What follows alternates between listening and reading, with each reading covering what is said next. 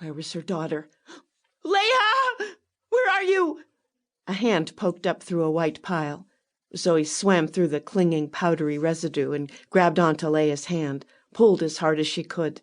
With no footing, she kept falling over. Leia's face finally broke free. Her eyes were clamped shut, and her mouth was filled with ashes. Zoe desperately tugged at the extended arm, searching for a solid place to stand. It might have been minutes or hours before she stood on something solid.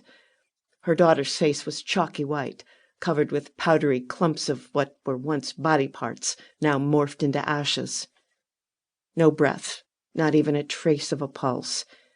She cleaned out Leia's mouth with her fingers, started forcing air down her throat, pumped at her chest, again and again. Saliva was smeared all over her daughter's face from the desperate mouth-to-mouth breathing. Nothing.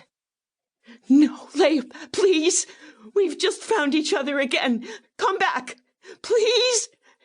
Please come back to me!" She bent over and again forced air into Leia's mouth. Her daughter suddenly sputtered and coughed, kept coughing. "Oh, Leia! Breathe! Breathe!" Loud rasps exploded as air pushed past the ashes in her daughter's throat. She could finally breathe.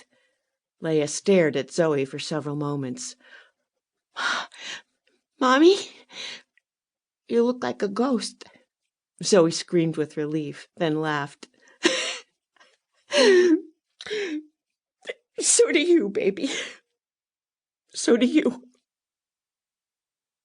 Chapter 2. CEO Emery Dutton and Capo Commander George Potak were waiting for the all-clear before entering what had become an execution chamber for Nathan Quinn and Seika Jourdain.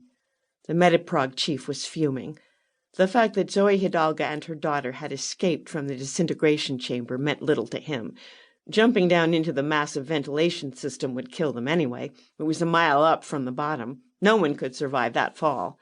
Besides, Hidalga was a nobody, a diseased woman due for termination. And that brat of hers was useless, nothing but a financial burden to the corporates.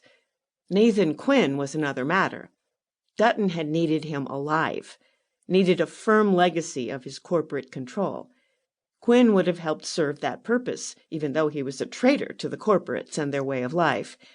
The CEO had planned a loud and disruptive trial, bringing disgrace to the Quinn family of influential doctors who wanted equal treatment for every segment of society. They had always been a roadblock to Dutton's plans and ambitions for population control with his desisto processing, an easy and doable means of extermination. Emery Dutton, CEO of the Medical Programmers, had deliberately planted Nathan Quinn in desisto's extermination process administration, directly under Dutton's thumb.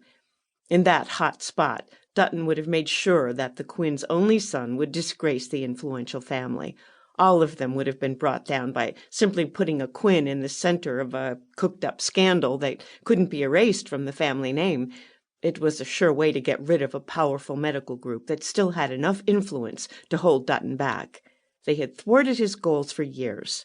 There weren't many who could do that. The CEO eyed Commander Potak. He stood at Dutton's side, his young, unlined face cowed. Potak tried several times to look at Dutton, but he kept his eyes downcast. Potak had to know Nathan's death would be a big black mark on his record. The CEO had trouble understanding the commander.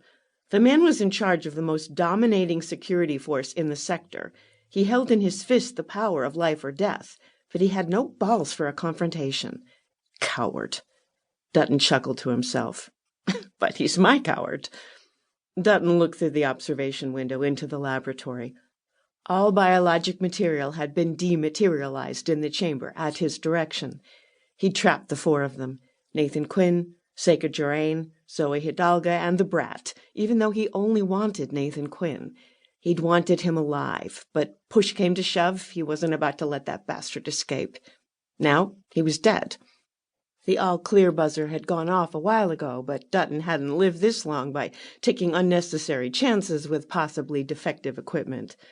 When he and Potak walked into the ventilated laboratory, 10 minutes had passed since the all-clear, and he was convinced there was no chance of his being injured. They stepped into the now spotless room. Rows upon rows of instruments used for dissection.